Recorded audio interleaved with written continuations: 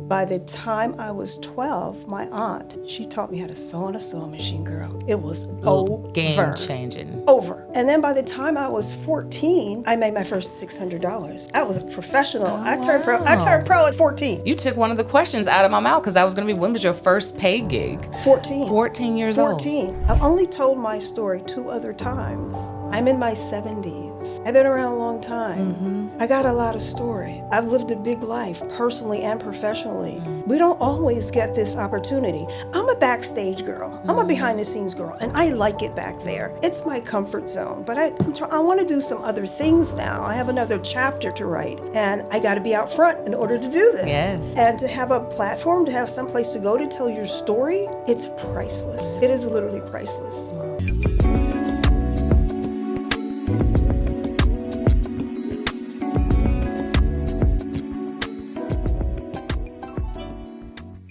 Welcome back to another episode of the T. Smith Experience with a Too Skilled to Fail podcast in mind. Again, my name is Tanisha Smith. You know me, but today we're going to introduce you to Victoria Shaffer. She is a designer of many things, and so we'll dive into some of the things that I'm sure she will tell us even more. Victoria. Hi. Hey. Thank you so much for having me. This is exciting.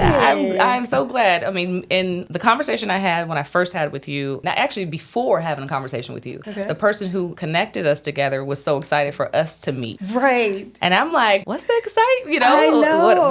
What do I need to be, you know, and really I wanted to bring people on the show that had a whirlwind of background, like creatives and all the types of artsy people. Okay. And so he was like, I got somebody for you. And I was like, okay. Yes. Well, I definitely have a whirlwind of background. I've lived a very big, full, and exciting life. Yes. You know, I'm a creative. I design everything. All kinds of things, you know. If I see it, literally, I can usually make it with these hands.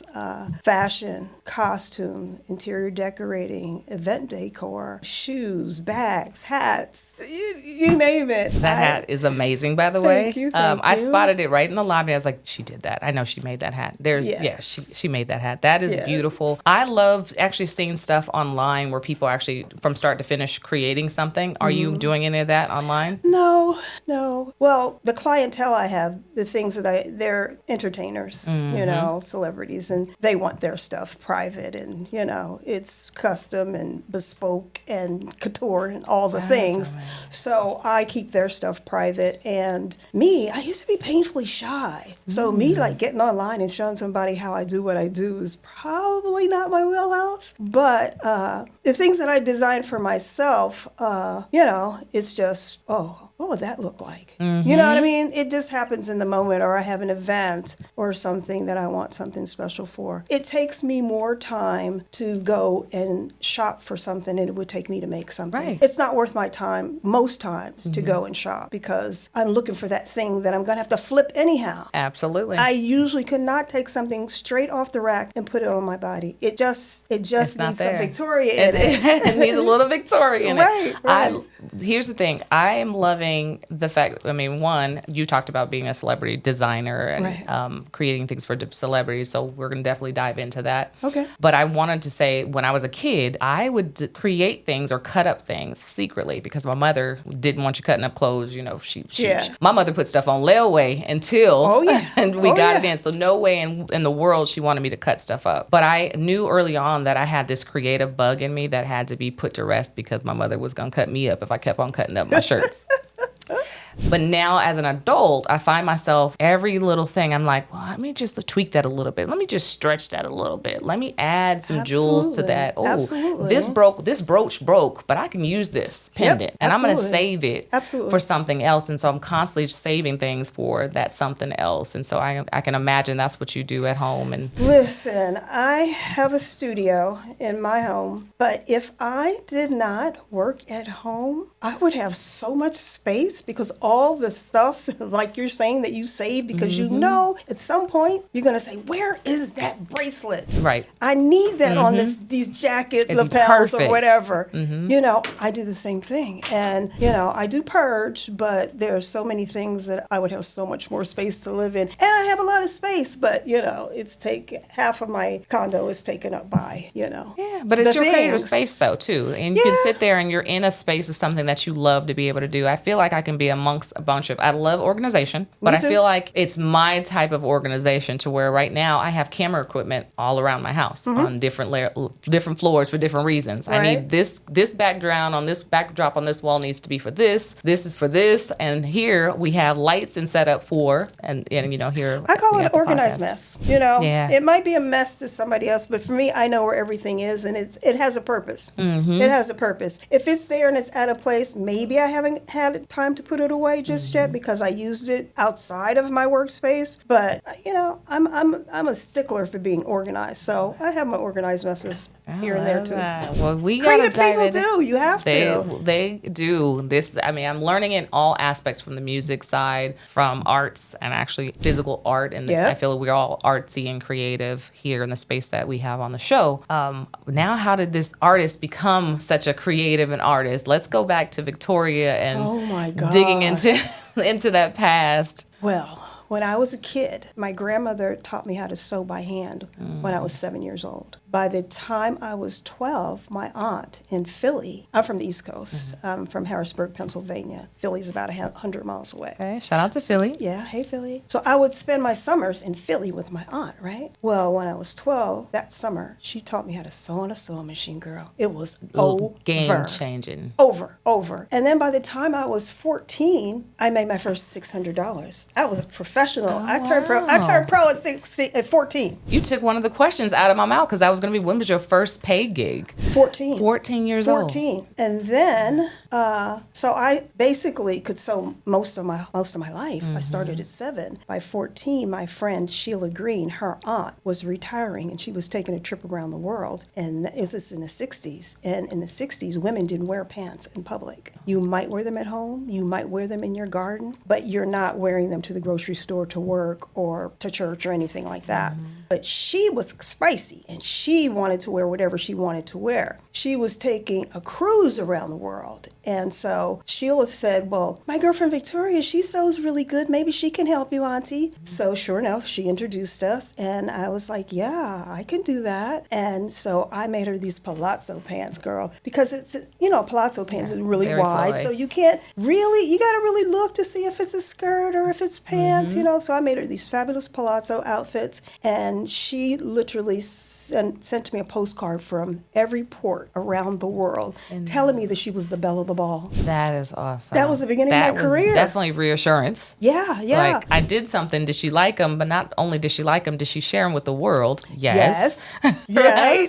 And I'm 14. That is. And I'm 14. That would have been my sign right there. Yeah. Keep on doing it. Exactly. So now, by the time I'm 19, I went to college for a month. And then after a month, I was like, my folks ain't got this kind of money, and there is nothing in here that I want. I knew I didn't want any more geography or history or English, none of those things. I didn't know what I wanted to do, but I knew what I didn't want to do. And I was always creative, and I just started fasting and praying, like, God, what do I do? What do I do? Because all my friends were going to college. My brother went to college. Heck, my mom was even in college. And that was the thing, you know. So stay on your knees long enough, God's going to answer you. Absolutely. So, you know, God said, do what you love. And I was like, what do I love? And then do what you know. What do I know? What do I know at this age? You know, by now I'm like 18, 19. I'm like, what do I know? And the only thing I knew and the only thing I loved was fashion. So I applied to a fashion school out of the back of a Vogue magazine. No internet, none of that. You know what I mean? That was advertising, was publications in those days. And I was accepted and got a scholarship. But the school was in Milan, Italy.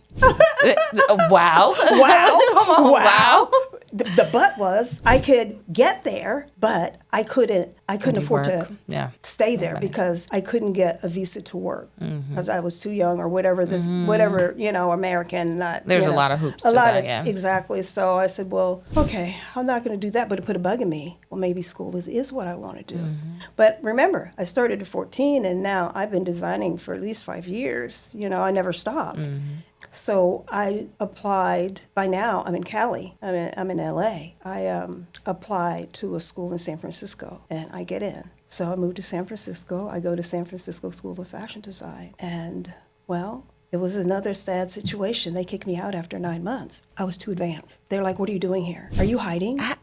What? Are you hiding?" They didn't. Whoa. But they didn't kick me out. They made me graduate with the graduating class. You were done. You were like, "But I'm not done." I was like, I don't feel like I'm done. Yeah, but I was scared. They were right. They were right to kick me out or make me graduate. Yeah. Because what ended up happening after the first 3 months is they ended up asking me if I would be an assistant to the professor that was teaching different classes. Oh, they said, you can teach this class. We don't need you to be in the class. We need you to teach this class. That part. Okay. So I was like, sure, because these are all beginners, and I'm doing this since a child. So I said yes, and what they did for me was they offset my school fees. They cut them in half because, and it was pricey, and I'm, working part-time, going to school, trying to make it happen because I thought that I needed a piece of paper because in those days, the paper made all the difference. I thought I needed a piece of paper to say that I could do this, but not so. Nobody has ever asked me for a piece of paper. They want to know, can you be here on time and can you do this job? And I had done enough other work that I had a portfolio so they could see what I could do. That's what I was going to say. The proof is in your work. Absolutely. In that role. And unfortunately, I've come from tech world and things like that to where the piece of paper was your validation. Absolutely. You didn't need that because you actually had physical content, like things that people can hold on to, tangible things, see and hold on to. Right. To prove your worth. Yeah, but I never needed any of that. And then, so after 9 months, I was gone. They was like, go forth, be in the fashion industry. I was like, okay. And my first client out of design school was Muhammad Ali. What did you design for him? Shorts? Well, it was supposed to be shorts, but there was a little hiccup. And it was 1974, and he was going to Zaire, Africa to fight George Foreman, the Rumble in the Jungle. And his people introduced us in lieu of me designing his robe and his shorts. But the government offered Muhammad Ali as a gift robe and shorts to wear from the country. Oh, yeah. And he couldn't, refuse that. It's rude and, that kind of thing. But he did call me back and say, hey, would you be interested in designing my wife's wardrobe for the entire trip? That's an even bigger job. You know what I mean? Right. So, so I moved to his training camp in Deer Lake, Pennsylvania, and bonded with him and his family and designed for his wife. And that was my entree to designing for celebrities. And it's been that my whole career. Since that's it. And really, again, without technology and the social media being it really was word of mouth. It was word of mouth. Keeping yourself out there. And I hear artists right now. So right now, who was it that was just talking about how there was so much work that you have to put in and show your worth before all of technology came in and social media came in order to show that I am a solid singer. I've done all the work. I've done all the hustling. And for you did all the work. You did all the hustling. But no one could see that unless they spoke about you. Exactly. And that's what happened. I went back home. I was living in LA. And I went back home to visit some friends because I hadn't seen him, like in about 4 years or so. And they said, you got to go meet the champ. And I was like, the champ? Who the champ? And they was like, Muhammad Ali. I was like, I don't even like him. They're like, you don't like the champ? I said, he's too braggadocious. He's always popping off. And they were like, but he can back it up. And I was like, oh, that's kind of right. So maybe he ain't really bragging. He's just talking about himself. So that's how that happened. Some friends knew. They always knew that I designed. And they knew I had just gotten out of school for design. They took me up to his training camp and made the introduction. So these are other designer friends? No, just friends. I was like, how do they have this networking connection anyway? Because we want to put ourselves in the right positions to have these type of friends. At that time, he had his training camp was in Deer Lake, Pennsylvania, which is right outside of Harrisburg, Pennsylvania, right? So every day at a certain time, like 1 o'clock in the afternoon, he would have these exhibitions, these sparring sessions where he would spar with his sparring partners. People came from all over the world to watch him spar because he's the champ. And my friends had been going up there. So when I go to visit, they were like, like, we going up to see the champ. Yeah, you need to meet the champ. I'm like, oh, what? And so that's how that happened. And you said you're done. Now, did you approach and speak up, or did they just introduce you? Were you timid at that point? Because I know you said you were shy. No, I was very, very shy. And they introduced me to him. And I was probably shaking underneath whatever I was wearing. And and he was a hard potato to peel. Not in terms of coming on board. And, I think he could see that I was genuine. I had a portfolio by then and knew I could do the work. But he was a womanizer, Charles. He was a womanizer. And I had one situation with him where he scared me to death. And I had to back him down. And how you back the champ down? Because all these girls are showing up. Right. Like, hey, champ, hey. And I wasn't that girl. I was like, checky check, champ, checky check, I'm here for work. I am here to work. And that's how I backed him down. He was literally chasing me one day. I was coming this direction, and he started coming my direction. And I just saw a glint in his eye, so I went the other way, and then he went the other way. I was like, oh, Lord. We're not doing this. And then I went back the other way, and he went. So it was like Ring Around the Rosy. It was a tree, actually. And I was like, champ, what are you doing? He said, let me talk to you. I was like, nah, not in that voice. Okay. No. And it was one of the first times that I had to advocate for myself, because all the spaces that I'm usually in entertainment are male dominated. I always looked younger than I was, so they thought they could, an easy push up on, but I just said, ho. Let me talk to you. He was like, what you want, girl? Okay. I was like, nah, I need you to hear me. I said, first of all, you have a beautiful family and a lovely wife. She's a big girl and she'll beat me down. She started with first. Yeah, even if I'm not doing nothing, you making me look bad. Right. And then I said to him, but furthermore, the most important thing is, I showed up here to do a job for you. I showed up here to do a job for your wife. Don't put me in a position to lose my job. Don't do this to me. I am here to do a job, and the only thing I am guaranteed is a check at the end of this. Don't mess with my money. Yeah. Brother, don't do this. Don't even suggest, this. And he was, because he could have his pick of the litter. Right. There were many. But I was like, not me. I'm not that girl. And from that point on, we were like this. We were thick as thieves. And I grew to know him. And he was not his public persona at all. At all. And that's with most cases, too. Yeah, he was not that guy. And he respected me from that point on, paid me lovely. And I traveled with him and his family. Or when they were moving around doing promos and stuff, they would insist that I go with them to make sure that they were on point, the way they looked and stuff. And it was a great out-the-box experience. I love that. How long was that experience? It was a whole summer. That is awesome. It was a whole summer. That is great for you to be. And that, again, this is your catalyst into becoming a celebrity designer. Yes.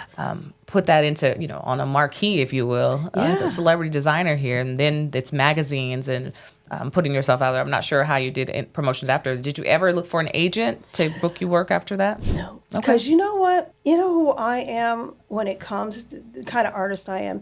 You know those actors and actresses that don't watch their movies? Yes. That's me. I'm like that too. I'm on to the next thing. It's not that I don't want to, but I very rarely look back. I look back if I have to do a resume, if I have to do a bio or something like this, because there's so many celebrities that I've actually designed for that I've forgotten about.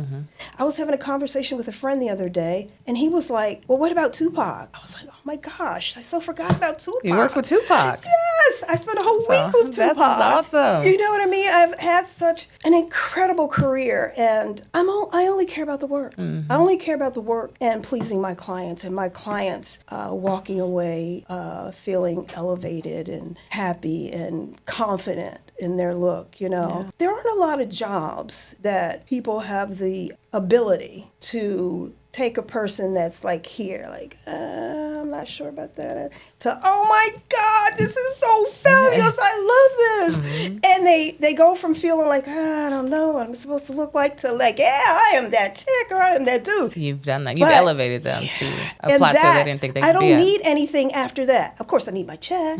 But after that, as long as I do my job, which is to please my client, You know what I mean? I have 40-year relationships with clients. I have clients that are still on my books. You know, that I still designed for, that I started way back when. That's perfect. Way back when. That's perfect. And you were their designer. That's like someone saying, my hairstylist, my makeup artist, my designer. Here's my designer. I did a Broadway show in the 80s, right? And they weren't big names at the time, not big names at the time, but out of that show, it was called Don't Get God Started. Came Giancarlo Esposito, BB Winans, Vanessa Bell Armstrong, gospel heavyweights, right? Chip Fields, which is Kim Fields' mom, that was Janet Jackson's mom that beat her. Yes. But I'm just saying, you know what I mean? And I still have everybody's phone number.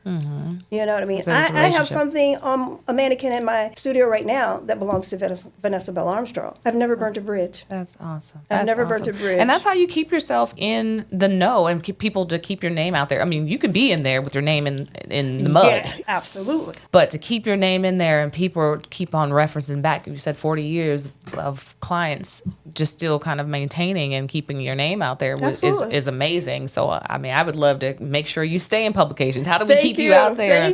Put you in publications and telling this story and this history of someone coming up in the 60s is when really someone in the 60s who didn't have, even if, I mean, and I'll say this, even if you didn't have the cash flow that we have to have now to produce something. Auntie, how do you get the material? How do you have to be able to work to get that material? I had an artist a designer out of New York who's on the show, and one of our part of our conversation was about how it is like a struggling artist. Like you have to figure out to get the money to make money, the money to get the materials and everything you need to make the money to present something to someone to even sell it, and hopefully it sells, right? And for you, it might have been different because you were people were reaching out to you for it, and so you can do a deposit to help out. Absolutely. And it's just a different way of doing things, and maybe this artist will also see this one and kind of like that's what she's looking for. I'm sure she's looking for people to commission her to do something and say, hey, let me give you a little money to go get everything you need to get this project done. But the other thing is that designers, I'm in the give back season. So young designers trying to put something together, I'll give you my information. I have more fabric than I can ever use, So I am sustainability plus. That's awesome. So there's always a way, Listen, I have cut up bed sheets and comforters and, thrifted things, and there are more resources now to get yourself moving than it was when I was starting. And, the sustainability thing is just so important. And it's a usable tool. Look in your closet, flip something. This started out just being a jean shirt, but, some new cuffs and a new collar a little zhuzh. And you made this too? I should ask about that. Yes, I love this. And some extra buttons. You were a whole nother talking thing. about giving material away, so I'm going to be your first person to sign up for the Victoria Shaffer class because we give it. Yes, a great giveaway season, but class and mentorship. I'll be your first person on the list. And this summer, I'm teaching a sewing class. I'll be there at Sahara West Library. I have one coming up. 6 weeks. So I have a class that I signed up for. I wonder if you've already put it up, because I have a class that I've gotten signed up for, but I will be at whatever class you need to, and it's not, for me, it's because I want to be able to sit there, and I have a sewing machine now, heat press and all the different things. I want to be able to be like, let me see what else I'm going to add to this, this outfit. Buy something online that probably 10 million people have. This happened to me at Essence Festival last year, where twice, 2 of my outfits, someone else had my outfits on. I said, never again. Like that, my face was I'm never your resource, again. honey. I know. Just send me a change picture that. And say, this is what I'm working with. What would you do? Change the outfit. Absolutely. And I said never last year, because I love Essence. To me is one of those things to where I feel like it is our time to show our. I've never gone. I want to go. Gosh, so you gotta bad. go. You will be so inspired as a designer. I'm inspired as the people person, the interview person. Like to talk to people about their styles and their fashion, and they have a big fashion portion of that. They have film, photography, and all that stuff, but they have a big fashion set too. Nice. And so to be a part of that would be amazing. And in my mind, I was like, never again will I wear a generic outfit offline to Essence. But this is what I started telling my clients way back when, male and female, because I do both. And they were like, yeah, but this, this Gucci suit. I said, but how many other people gonna show up in that Gucci suit? Alter it. We can do great. If you like this, let's flip it. Yeah, absolutely. Bring it over here. Let me flip it for you. And I was like, I never want, they're like, well, people say, well, why didn't they spend all that money? And I'm reasonable. You know what I mean? I know what it's worth, and I know what it costs off the rack. You know what I mean? But I'm reasonable. You never want to show up with somebody. I would say this to my celebrity clients. You don't want anybody in the audience to have what you have on the stage. Because you're entertaining them. They're, at that moment, they're not your equals. You're there to do something really special for them. So you need to come with the really special. Absolutely. Absolutely. Well, I know who my new designer will be. I got you. I'm not that celebrity status yet, but I know who my new designer is in my heart. You're a celebrity to me. You are a celebrity in this space, doing what you do, giving back to the community and elevating us artists. You're our celebrity. And that's what I really say that this is what this is about. Right. Every time I do a show, does it give me a platform? Yes. I will say that. I can't say that it does nothing for me. Right. It gives me a platform, but for me, my give back and what I want to give is being able to tell someone else's story. Right. Let them tell your story. How many times do people ask you your story? Right. How are you? How's your day? What's your story like? Because your story, it happened in the past, but every once in a while you want to remember that. Can I just tell you that it's taken till now? I've only told my story 2 other times. Wow. I'm in my 70s. I've been around a long time. I got a lot of stories. I've lived a big life, personally and professionally. We don't always get this opportunity. I'm a backstage girl. I'm a behind-the-scenes girl, and I like it back there. It's my comfort zone, but I want to do some other things now. I have another chapter to write, and I got to be out front in order to do this. Yes. And to have a platform, to have someplace to go to tell your story, it's priceless. Yeah. It is literally priceless. Wow. Thank you. You are so welcome. And we'll get into that too. What other things are you working on, or what do you want to work on? Well, what I want to work on is what you're helping me with right now, and that is telling my story. I wrote a story, an outline, loosely a film treatment, 30 years ago. And it's my story. And so I always saw it cinematically. But now I see it as a book, and I see it as a series, not just a movie, because it's a big life, it's a long life, and 2 hours is not enough. So, limited series like Netflix or, Prime, one of those kind of things. So that's literally what I'm working on right now, is telling my story. And, the personal, creative stuff is, big in a lot of names, right? But my personal story is pretty epic too. And we don't have, I don't know, maybe you can tell me. I feel like I want this to be a coming of age story for girls, and particularly Black and brown girls, right? Because I don't know that many stories that are coming of age stories for Black and brown girls. That are public, that are documented in documentaries. I haven't seen many. Yes. I haven't seen many, and as you were saying that, and you're saying maybe a book, and I'm like, no. Let's go back to that, making this an actual film project. All the above. Because to actually watch that, I forgot what designer it was, and you might have seen the documentary. She was, I can't remember who it was. A designer. Ooh. Older, younger? Older. Much older, a white lady. Iris Harpel? That's who it was. Yes. Fabulous. Love her. And I loved that. And I'm like, I haven't seen many people of color doing documentaries on the background and stories. And we'll say with every market, unfortunately, there's more of a struggle, a little bit more of a struggle. There is a struggle for women in general. So we'll speak on women, empowering women. There is a struggle for us all, but women of color. Absolutely. Being able to be in the forefront, being on magazines. My grandmother was one of the first, and I will, hopefully I have to remember to send them this picture. She was one of the first models for Sears. Black models for Sears. I have that picture. I'll show it actually to you before we leave. Do you know what year it was? We cannot find, it's just a cutout. We can't find it. We reached out to Sears multiple times. So Sears, we are trying to find what year this was in. Come through, Sears. We need this. And it's the actual article from Sears. And she was on modeling for Sears, and they asked her to go into New York, but she had 2 babies, so she didn't leave to go to New York. So that's part of her story. So it's the Sears catalog, and when I was a kid, we lived in that Sears catalog. Wow. My mother would let me get my school clothes for the following year. All summer I'm going through the pages figuring out what I'm going to wear to school the following fall. Yeah, that's what it was. And so her story, like hearing her story, she's like, yeah, she was one of the first, is the story we have. I don't know how close it is, I have to find out the year, so then I'll know. One of the first African-American women to be a part of the Sears magazine. And I mean, she had such amazing features and these long legs and things like that. And so you think about it nowadays, it's there's so many women of color in magazines and things like that, but this was like almost unheard of. Oh yeah, coming up as a kid into my teen years, there was no representation. There was no representation. I didn't see myself, But still. Yeah. Without seeing representation. So someone has to be the forefront, right? The lead on this, and you were one of the lead people to do it. So that's part of your story. Look at me. I'm already in the documentary mode. I'm already there. You are, one of those, the matriarch of it, if you will, of showing other people how to do it. And you can do this, and you can get work. The fact that you can do it. I mean, the fashion business is really difficult, but I do fashion and costuming.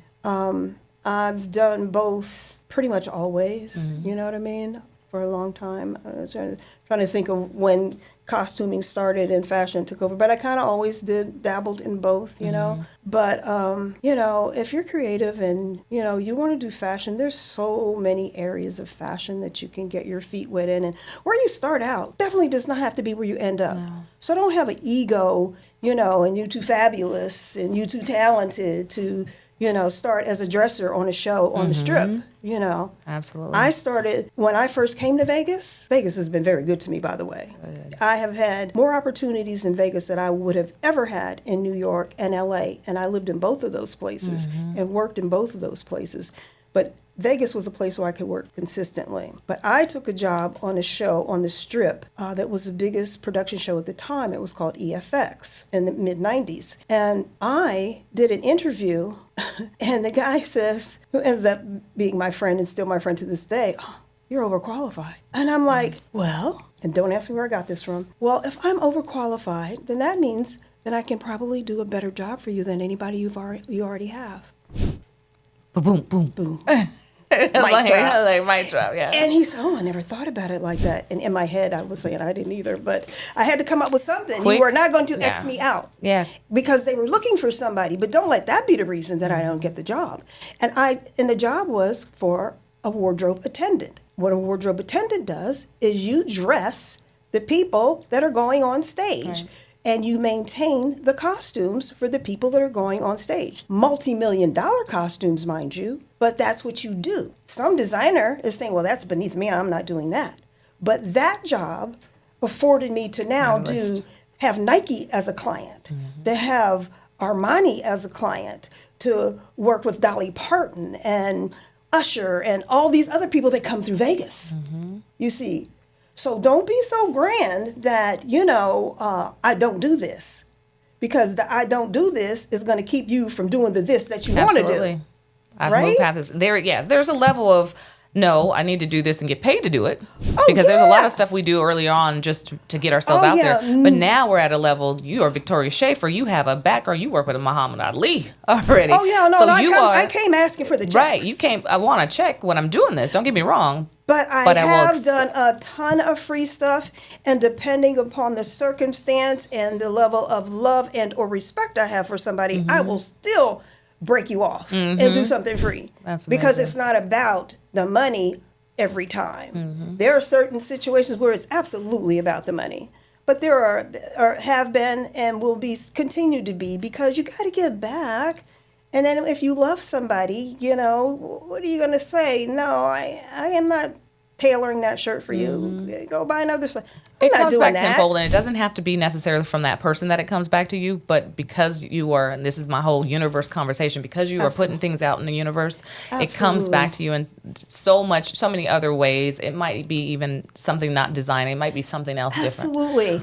I designed a collection, I don't know, maybe over 10 years ago now, that was embellished with the word blessed. I was the first one to market with the word blessed on anything. And I thought, this is going to be timeless in a lot of different ways, because I can't think of a time in anybody's life where they are not going to need or want or give a blessing. To your point, where you give your blessings isn't necessarily where you get them from. you know. But if you're capable to bless somebody, what you waiting on? Do it. Because there's going to come a time when you're going to need a blessing. You need to put something in that blessing bank. Yes. Hello. Yeah, so I always say, don't block your blessings. Yeah, don't so you have something to draw from when you need it. You know what I mean? So yeah, I'm a big fan of paying it forward. Absolutely. With paying it forward, you did say you're going to be teaching this summer. Yep. So you have a training class this summer. Right now, on a regular basis, what's your schedule look like? What's your day-to-day look like? Well, it used to be, up until about 2 years ago, it was nuts. It was bananas every day, every week, every month, every day, every week, every month. So I looked up and that's all I was doing, was working. No vacations, not seeing my friends and family and loved ones as much as I would like to. And then I was like, and then here come COVID. You know, COVID made us all sit down, right? All of us. And I was like, It made me move to Vegas. Really? So I was like, I don't want to do it like this anymore. I want a whole life. I don't want just a work life. I want a whole life. So to answer your question, nowadays I say no to more things than I say yes to, because everything isn't for me. And all money ain't good money. That's right. All money ain't good money. So I'm very selective in what I do. And I stay busy because these hands, a creator has to create, right? And your mind. Yes. The hands in your mind. Absolutely. It would race and constantly go. I know it so bad. Absolutely. I design in my sleep. And sometimes I wake up and like, can I just sleep? Subconscious. I'm trying to sleep tonight. So, yeah. So I'm as busy as I want to be. I'm as busy as I want to be. Well, I definitely want to. Well, we're talking about the now too, because my mind keeps on saying, Victoria Shaffer as a child, growing up under your parents, your aunt taught you how to sew. What was that kid like in school who wanted, who had dreams and passions? Was there anything else you wanted to do outside of designing prior to this learning to sew that summer? Well, my grandmother taught me how to sew by hand. Aunties taught me how to sew on a sewing machine. My mom didn't raise me. My grandmother raised me. Whole nother story. But when my mom did come back around and I did live in a household with my mom always had a sewing machine. Okay. So I got crazy on that sewing machine. But my mom didn't come back into my life until I was 10 years old. But my grandmother always kept my hands busy. And then my mom picked up the baton and did the same thing. So I was always making something with my hands. In the 60s, when I was a kid, we had 50s and 60s. I was born in 1951. I don't care about nothing about dating myself. I am so grateful to be here and to be in this body doing these things that I'm doing, mostly in my right mind. I get a little crazy every now and then, but mostly in my right mind. So I have no qualms about that. But in the 50s, we had something called paper dolls. We didn't have. I still remember this. Yeah, stuff. remember paper dolls? I wasn't born in the 50s, but I remember paper dolls. Yeah, but they continued on for a while, and I used to get other pieces of paper and make other clothes for the paper dolls. She gets brand new outfits. These outfits are old. Mom not buying me anymore. Oh yeah. Or I had cut those outfits in half and made that dress a skirt and a top to go with these pants. I did the same thing. You know what I mean? Oh, but creatives are going to create. So I was always a creative kid. I was always making something. I was always making something. That's good. So starting off really young, okay. Just kind of seeing, was it something you saw on TV? What was that inspiration? It's in you. So you were born to be yes. a creative. And like I said, I do decor also. I do special events. I built furniture, all the things. I mean, my brother calls me Vic Iver after MacGyver. Yeah. Because I am always flipping and drilling and, whether painting, whatever it is. If I can see it, I can usually make it. Creative. If I can see it. And it's just, you're visual. It's my DNA. Person. Yeah. It's my DNA. And it's so funny because I had a brother that was a year older than me. He's since passed away. But he was an academic. My mom was an academic. My brother and my younger brother, AJ, he's a chef. And I'm the designer. And now he's sewing patches on his clothes because he's been around me his whole life. And so we're the creatives, but like I said, I tried to go to college, girl. That was not for me. I do feel it's not for everyone. I do say that, though I'm the first gen college graduate. I mean, I look right, I look left. I am that first gen Bravo. graduate. And it felt so good to get there. And then I was like, now what? Now what? What do I want to do with it? I went to school for, I have a bachelor's in business management, a master's in human resources, and an emphasis in marketing and communications. But I thought about it. I was like, what do I want to do with this? I said, whatever I do, it has to be creative. It has to be creative. And I ended up landing in HR. And now I was like, now what? I had to tap into that youth, Tanisha, that young girl. And that's why I was digging into asking you how it came back. What did I love as a child? I grew up having to work and make money, some other way. Right. But what did I love so much? And it was being a creative. It was thinking outside of the box, looking at anything around the room, or a paper clip. What can I do with a paper? What can I do with 1,000 paper clips? Because people, to make it people like us see beauty and art in many things, a multitude of things. I realize, how people talk about their purpose and this and that. I don't think you have to have one purpose, but I have come to understand that my purpose is creating beauty in this world on whatever level. On whatever level. On whatever level is creating something beautiful in this world. When I'm gone, there's probably somebody's still probably going to have a Victoria Shaffer design something in their inventory or in their closet or whatever. You know what I mean? And that's like, whoa. That's, when people say they leave their mark or they're leaving their legacy and they're leaving their story and their testimony. One, we got to get that documentary done because we want that done. Yes. We want to give you all your flowers, just like me. I want flowers. Speaking of flowers today, thank you so much, you guys. She gave me flowers. So hint to anyone out there, I love flowers. I don't know what in the last 20 years made people think that flowers is not a thing. She loves flowers. I love flowers. So thank you so much. But we want our flowers while we're here. We want to be able to put things out here for everyone to kind of see. And not everyone is like that, especially I've met super introverts where they're like, I want to make stuff. I don't want to be in the forefront. No, I don't want to do a magazine. No, I don't want to be that person. I just want to create. I used to be that person, or I would be like, yeah, but no, I just want to do this part. I never said I didn't want to do that, but I would not lean into that. And now, in this season, this year, this 2025, I promised myself that I was going to get comfortable with being uncomfortable. Yes. And, I'm telling my story, and there's nothing for me I'm proud of who I am. I've come a mighty long way. Based on my portions of my background, I wasn't supposed to be here by the world standards, but God had a different plan for me. Absolutely. So I am here to inspire and be a light and a beacon for that young girl that is in a situation that I was in, that thinks that her life is over, and that, what's it all for?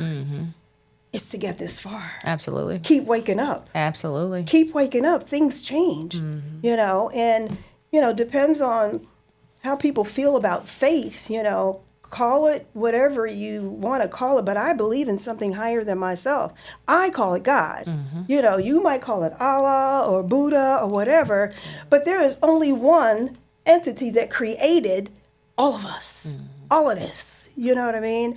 And I would say lean into something that's greater than yourself, right. And you can get there. Because none of us get there alone, do we? Oh, no. Nobody gets there by themselves. So that person that's out there hustling and trying to make it happen and banging their head up against the wall, call somebody. Absolutely. Get online, reach out to somebody that knows more than you. And that's even better. Here's the thing. I hired someone on my team, and she's amazing. I had a couple of years, because I was trying to just do everything. I had managed people in HR, I had managed people in marketing, I had managed people throughout my career, and this time I was like, I don't want to manage anyone. It's just going to be me. And so I started my business, and it was just me for years. Then I started hiring people, and I still held on to management and leadership. Now I have someone, I just let them manage their life. They know what to do. I let them manage, and I'm like, this is so nice to be able to sit back and let someone else take the reins, and for me to be able to do what I'm passionate about. For me to be here today is because someone is sitting behind her desk today doing the work that I should be doing, right, or could be doing. But the way you were able to do this, if I'm right, is that you either trained them, they sat beside you, Absolutely. You looked over that shoulder until you were like, okay, Fly. That's where we are, and I'm letting her fly, and that's what I wanted someone else to be able to do for me. There were so many people, like I said, we didn't get here alone. So many people that allowed me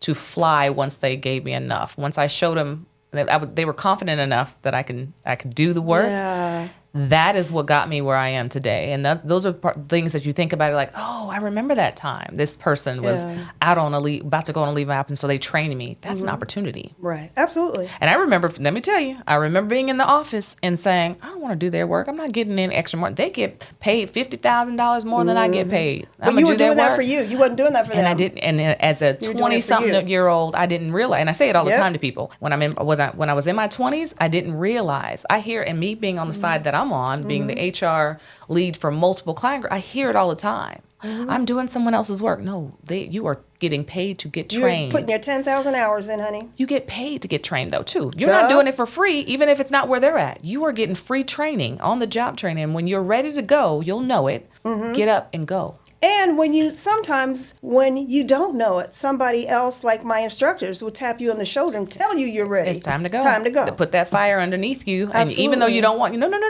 I'm not ready. No, it's time. But that's why I mentor and give back at the level that I do, because I didn't have any mentors. Yeah. I got it all out the mud. I literally was self-taught. I went to school for design when I was 20, 21. And I wished I would have had a mentor, but it wasn't supposed to be that way for me, because now I am hell-bent on mentoring others. I have a lot of younger women underneath me that I have mentored and brought into the professional space where they were just doing, side gigs or alterations or this or that, but they were really good sewers and they had vision, and I gave them the confidence to design and so forth and so on. So I'll always do that. That's great. To be a blessing to somebody else. That is part of your legacy, to be a blessing to someone else. I live to be a blessing. I wake up every day with the intention of being a blessing in my life to somebody, even if it's just on the phone. Hey, how you doing? Yeah. Sending you some extra love today. Yes. You're just in the last, I've only met you, a couple of weeks. It's been some weeks now. Just the little notes, the little nuggets you've been sending have been inspirational. You're checking in on me, just a little extra something. It's just who I am. I don't need anything back from it. It's just who I am. If you come across my mind, I'm usually going to reach out, because tomorrow's not promised, Absolutely. Right? And I need to get as much out of these days and this last chapter of my life as possible. Oh, it might be a couple of other chapters with all the stuff you want to do. When I say chapters, the next 20, 25 years. You got chapters. Chapters, whatever. But I'm just saying, it's like what I won't do, I won't waste any time. Absolutely. And if I connect with you, I plan to stay connected with you. I'm not invested in one-offs to that degree. You know what I mean? If I feel you, I feel you. Then I feel you. You're beautiful. Oh, thank you. And I love what you do, and I love how you interact, and your kindness, and your interest in your guest. It's phenomenal. It's a wonderful platform. Thank you. I definitely feel like this is my calling.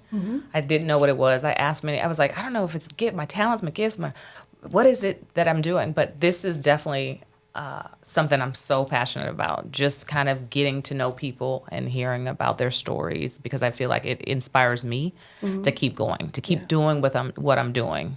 That's all the reassurance I need, for someone to come and be thankful. That's it. Absolutely. And don't let anybody tell you, because you are multi-talented, that you have to do one thing or why you all over the place, because I can be. Right. Because I got it like that. Right. God bless me that way. This is why we are, too skilled to fail. Yes. Too skilled to fail is the podcast topic, because I am that person that I'll do a number of things. Absolutely. My brain goes all over the place, and sometimes I have to sit down and calm it down sometimes so I can get one thing done. But I love everything that I'm doing. I'm passionate about everything I'm doing. And if I'm not, I will divert. I will leave it alone and put it to the background until that passion comes back up again. Because if it inspired me once, it may just not be the timing for me to keep on doing a certain project. But can I share a mantra? Please do. A mantra that I have that I'll leave you with? Please do. So sometimes I'm all over the place doing a multitude of things. Just in my studio, I could be doing 6 different things, but I need to sit down and do that one thing to complete it, right? Because I'm always on a deadline. And a couple of years ago, God gave me this: there is enough time for everything.